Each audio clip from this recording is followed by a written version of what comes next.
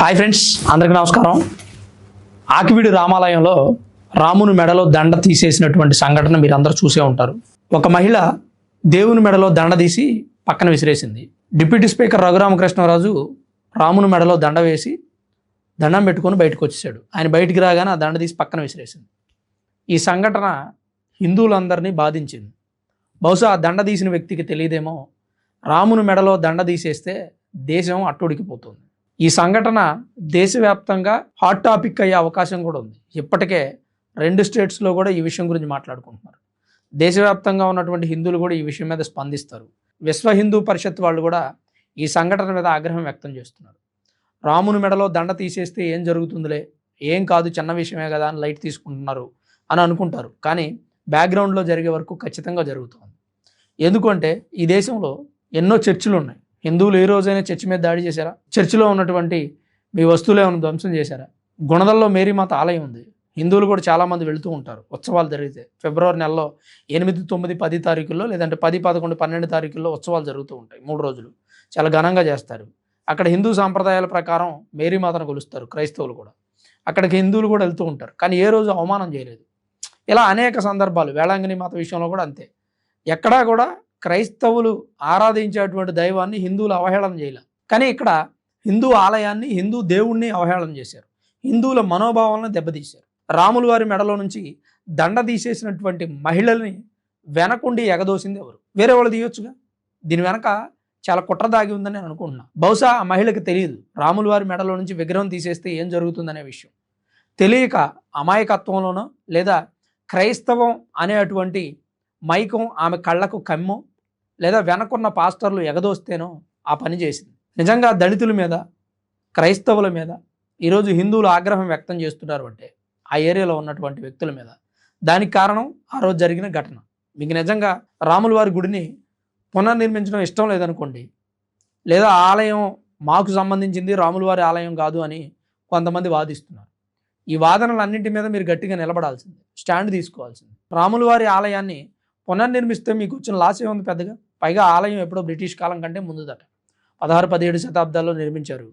British కాలం నాడు రాముల వారి ఆలయంగా రిజిస్టర్ చేయబడి ఉందంట. ఆ ఆలయానికి కరెంట్ ఉంది మొన్నటి వరకు, తర్వాత శిథిలం అయిపోయింది. దానికి సంబంధించినటువంటి సాక్షి పత్రిక ఒక ఆర్టికల్ రాసింది. దానికి నేను ప్రీవియస్ వీడియోస్లో కూడా చెప్పాను. అంటే ఇక్కడ జరుగుతున్నటువంటి అంశం కుట్రలాగా భావించాలి మనం. అదేంటంటే క్రైస్తవులకి, హిందువులకి గొడవ పెట్టడానికి మధ్యలో కొన్ని కుట్రపూరితమైనటువంటి శక్తులు చేరాయి. అవి ఏం చేస్తున్నాయంటే అమాయకులైనటువంటి దళితుల్ని, దళిత మహిళల్ని, లేదంటే చిన్నపిల్లల్ని ఎగదోసి వెనకుండి ఉపికించి ఏ పాస్టర్ తీసేయచ్చుగా. రాముల వారి మెడలో ఉన్నటువంటి ఆ దండని పాస్టర్ ఎందుకు తీయలేదు? దీనిలో ఉన్న కుట్రని ఒకసారి ఆలోచించండి. పాస్టర్ తీస్తే ఈ పాటికి దేశం అల్లకల్లోలం అయిపోయింది అనే విషయం గమనించారు వాళ్ళు. అందుకని అమాయకులైనటువంటి మహిళల్ని, అభం శుభం తెలియనటువంటి చిన్నపిల్లల్ని ఘోరానికి అడ్డం పెట్టుకున్నారు. ఈ కార్యక్రమం చేయడానికి వాళ్ళని పావులాగా వాడుకున్నారు. వాస్తవానికి అక్కడ ఆలయం ఉంటే వచ్చే నష్టం ఏమీ లేదని అక్కడ ఉన్న వ్యక్తులకు చాలామందికి తెలుసు. ఎందుకంటే ఆ ఆలయం ఈరోజు నిర్మించింది కాదు, ఎప్పుడో బ్రిటిష్ కాలం కంటే ముందు నిర్మించబడింది. అప్పటి నుంచి లేని అడ్డంకి ఇప్పుడు ఎందుకు వస్తుందంటే, ఎవరికి వస్తుంది ఇప్పుడు అడ్డంకి అంటే పాస్టర్లకి. ఎందుకంటే వాళ్ళ భవిష్యత్తు దెబ్బతింటుంది. వారికి నెలొచ్చేపాటికి దశమ భాగాలు రావు. అక్కడ ఉన్నటువంటి వ్యక్తులు, అంతకుముందు ఆ ప్రాంతంలో రామాలయం ఉంది కాబట్టి స్థానికంగా ఉన్నటువంటి దళితులంతా కూడా రాముడిని పూజించారో, ధ్యానించారో, గుడికి వెళ్ళారో వెళ్ళలేదో, ఏం జరిగిందో తెలియదు, కానీ రామాలయానికి ఎలాంటి సమస్య రాలేదు.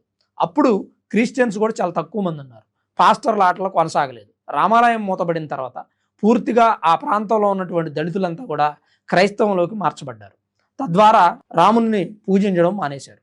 క్రైస్తవ మాఫియా పెరిగింది. పాస్టర్ల ఆటలు కొనసాగుతున్నాయి.